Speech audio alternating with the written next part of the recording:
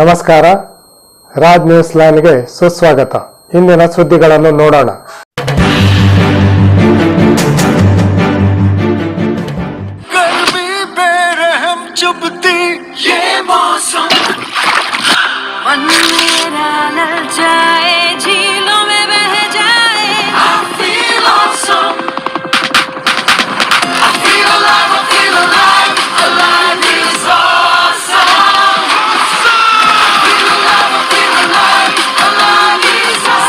ताजगी Cinthol line के साथ Alive is awesome.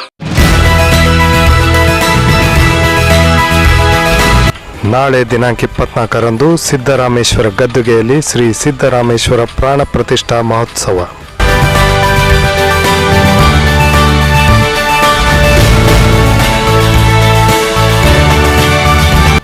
ದಿನಾಂಕ 28ರಂದು ಸಿರ್ಸಿಗೆ ಪ್ರಧಾನಿ ಮೋದಿ.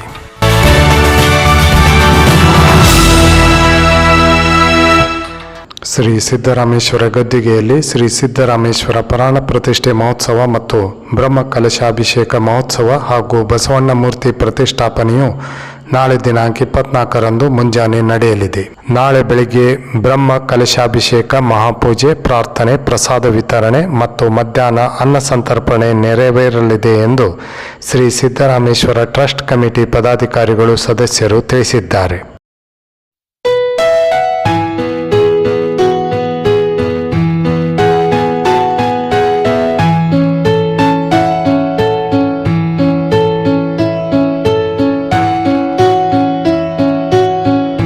ದಿನಾಂಕ 28ರಂದು ಶಿರಸಿಗೆ ಪ್ರಧಾನಿ ಮೋದಿ ಆಗಮಿಸಲಿದ್ದಾರೆ ಎಂದು ಜಿಲ್ಲಾ ಬಿಜೆಪಿ ಅಧ್ಯಕ್ಷರಾದ ಎನ್.ಎಸ್. ಹೆಗಡೆ ಅವರು ಇಂದು ಶಿರಸಿಯಲ್ಲಿ ನಡೆದ ಪತ್ರಿಕಾಗೋಷ್ಠಿಯಲ್ಲಿ ತಿಳಿಸಿದರು.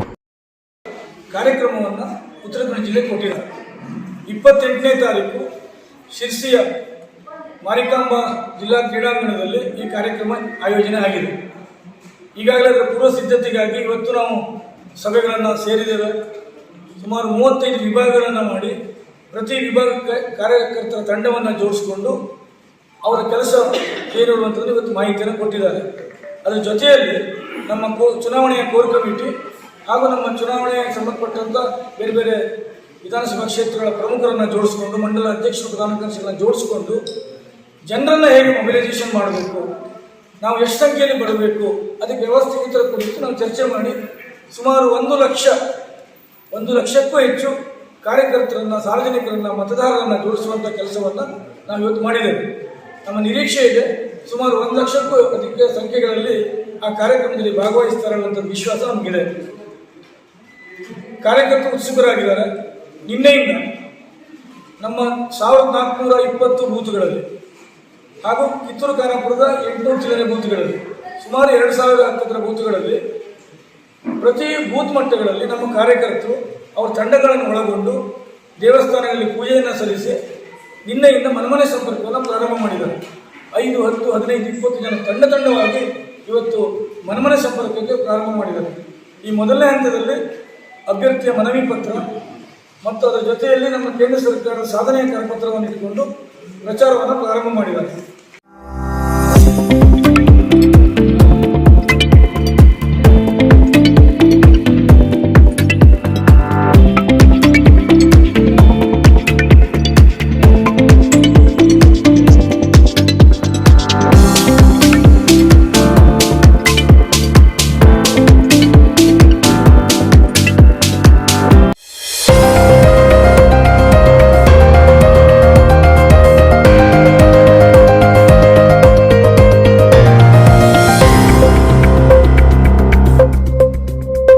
ನಿಖರ ನಿಷ್ಪಕ್ಷಪಾತ ಸುದ್ದಿಗಾಗಿ ರಾಜ್ ನ್ಯೂಸ್ ಲೈನ್ ಅನ್ನು ತಪ್ಪದೇ ನೋಡಿ.